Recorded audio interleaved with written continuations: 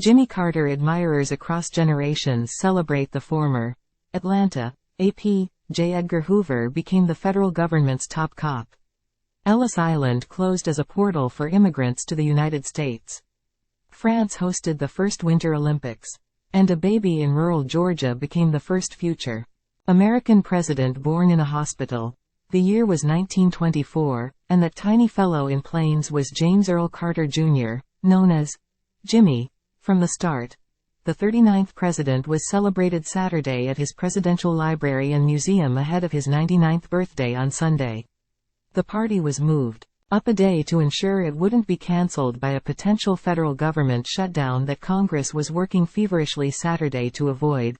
I think of him as a man who did so much to help low-income people and minorities, and I was both growing up, said Marcia Rose, who brought her grandchildren from suburban Marietta to the Carter Presidential Center near downtown Atlanta. A native of Buffalo, New York, Rose said she is not old enough to have voted for Carter, a Democrat, when he won in 1976 or when he lost to Republican Ronald Reagan 4 years later. But I'm old enough to remember his impact, she said.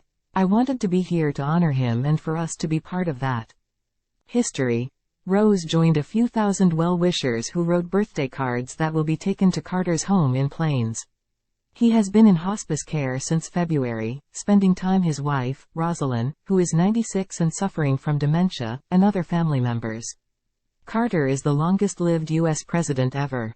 Rosalind Carter trails only Bess Truman, who died at 97, as the longest-lived First Lady.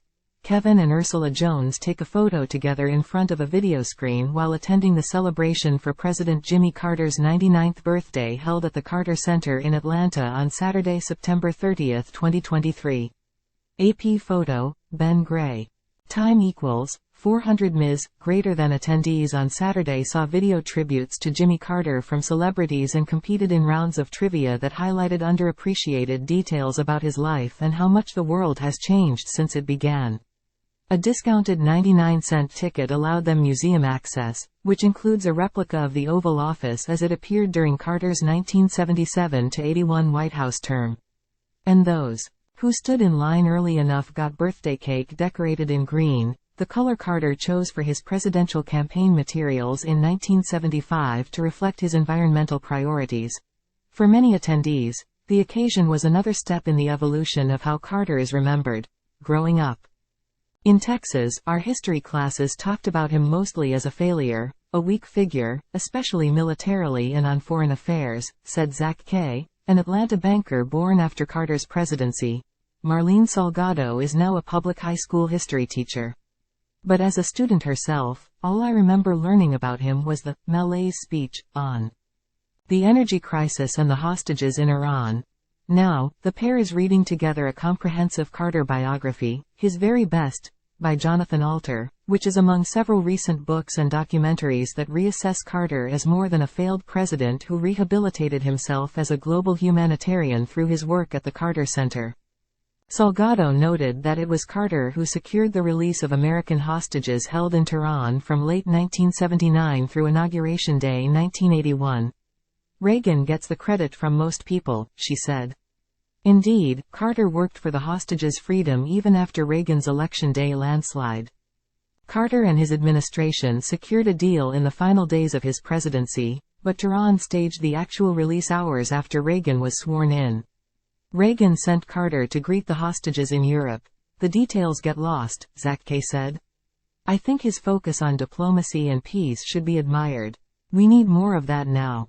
Time equals 400 Ms. Greater than Salgado said she teaches from Carter's negotiations with Israel's Anwar Sadat and Egypt's Menachem Begin on the Camp David Accords. She called it an important piece of understanding the modern political landscape of the Middle East.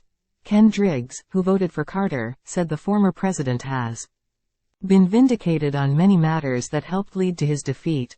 The Panama Canal decision was so unpopular, he said, referring to Carter's treaty that ultimately turned over control of the waterway in Central America.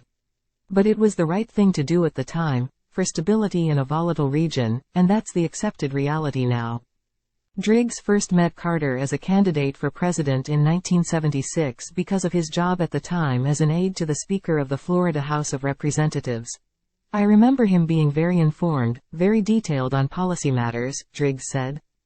Time equals 400 Ms. Greater than Florida was a consequential state for Carter.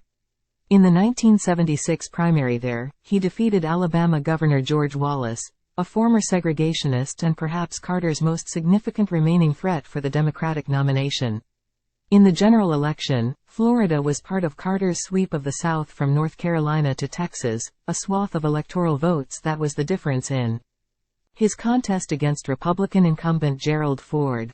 Driggs said Carter's political acumen is sometimes overlooked because once he was president, he approached decisions on the merits, often to his peril. Driggs acknowledged that inflation and interest rate spikes were an albatross for Carter, just as they have been for President Joe Biden, ahead of his 2024 re-election campaign. But Driggs noted that Carter stayed out of the way as his appointee as Federal Reserve Chairman, Paul Volcker, raised rates to combat rising prices. History, Driggs said, is already starting to be kinder to President Carter than voters were. Time equals 400 Ms. Greater than festivities at the Carter Library and Museum, including 99-cent admission, were slated to continue Sunday if Congress managed a spending deal to keep the government open. Regardless of any shutdown, events will include a naturalization ceremony at the Carter Center, which is not a federal facility, recognizing 99 new U.S. citizens. The Carter family planned to celebrate privately. In Plains, visitors pass a portrait of President Jimmy Carter during a celebration of his 99th birthday held at the Carter Center in Atlanta on Saturday, September 30, 2023.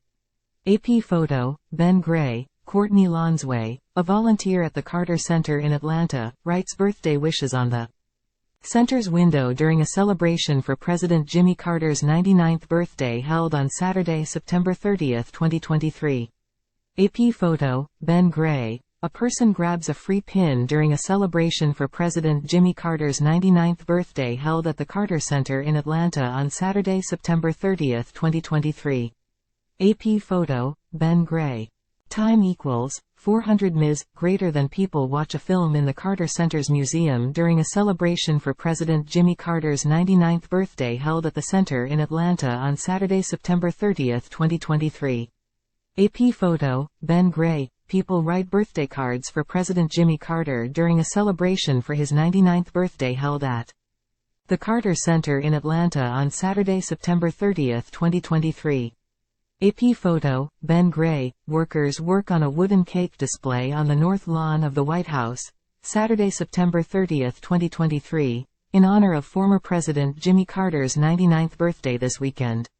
Carter, America's 39th president, will celebrate his 99th birthday on Sunday, October 1. AP photo, Manuel Balche Soneta.